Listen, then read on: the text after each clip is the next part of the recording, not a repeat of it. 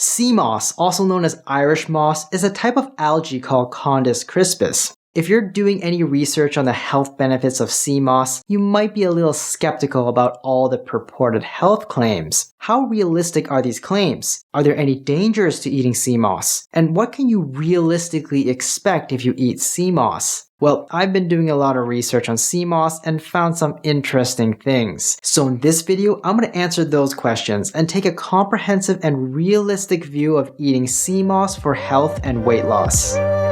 Nutritionally, sea moss contains some carbohydrate, as well as small amounts of protein and fat. It also provides small amounts of vitamins and minerals. This seems nice, except for the fact that the concentration of all these nutrients are really low.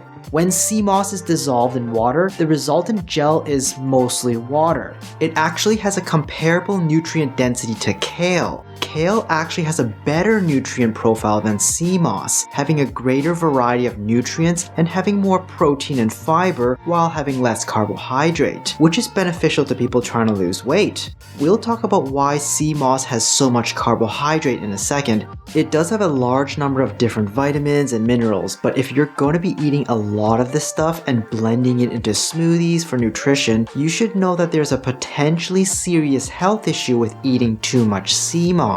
I'll explain it later in the video.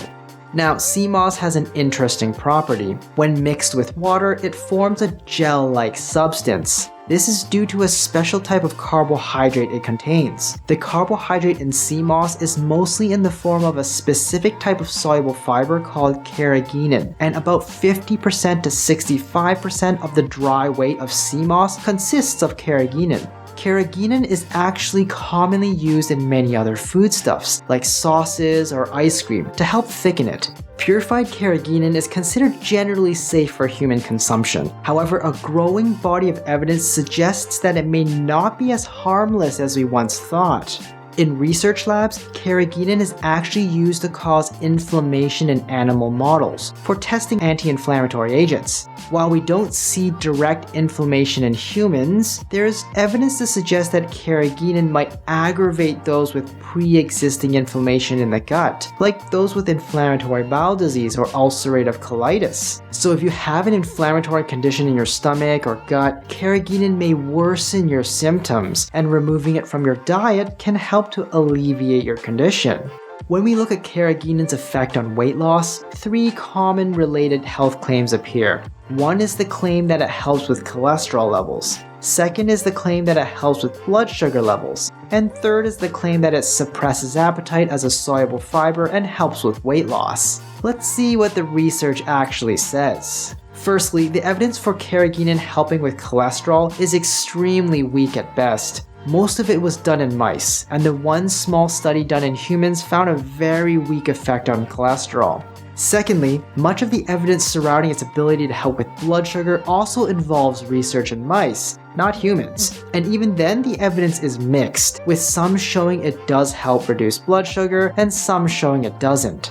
In fact, the research we have in humans regarding blood sugar shows that removing Carrageenan from the diet actually helped reduce overall blood sugar levels. So adding Carrageenan into your diet might actually be worse for your blood sugar. Finally, we have absolutely no evidence that Carrageenan helps us suppress appetite or help people lose weight. I think that many of these health claims may have arisen from the fact that other soluble fibers also tend to thicken when mixed with water, just like Carrageenan does. Some soluble fibers like glucomannan or psyllium husk have some evidence it can help to bulk out your stomach and help suppress your appetite, as well as help with cholesterol and blood sugar control.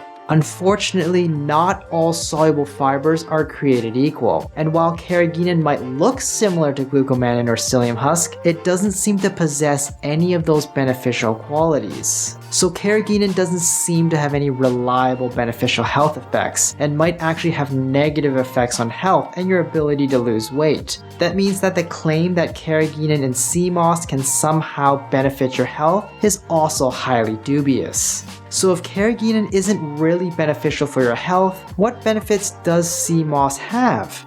A review of the research shows that sea moss lacks good evidence for many of its health claims, like heart health, weight loss, gut health, or immunity. These benefits are mostly theoretical and have no actual evidence to back its use. Most of these claims are heavily extrapolated, and honestly, it would be a real stretch to make such claims.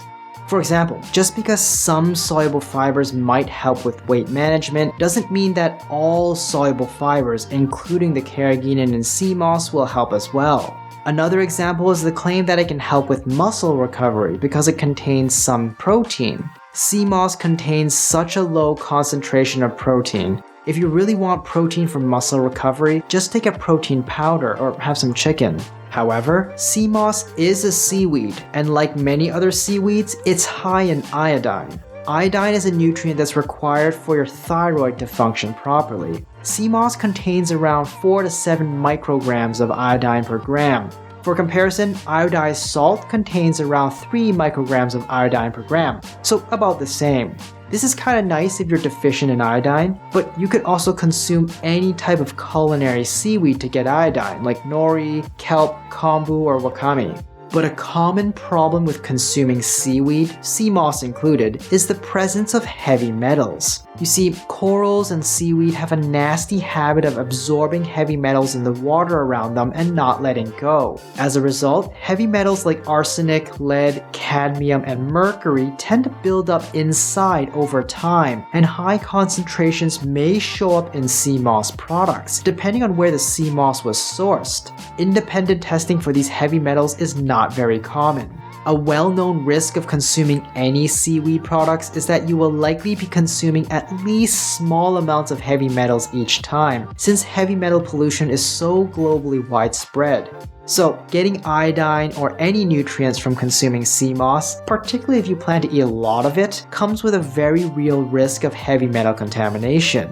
Overall, sea moss feels kind of like a weaker version of kale. It's not quite as nutritious as kale and it's more difficult and expensive to find. In fact, if you suffer from inflammatory bowel disorders or want to avoid ingesting heavy metals as much as possible, I suggest you avoid sea moss. If you want something like sea moss that might actually benefit your health, kale, collard greens, or spinach are all better alternatives. There's much more evidence behind their health benefits. If you want something like sea moss that might support weight loss, use a better soluble fiber like glucomannan, psyllium husk, or chia seeds. At least there's some evidence that those fibers can help.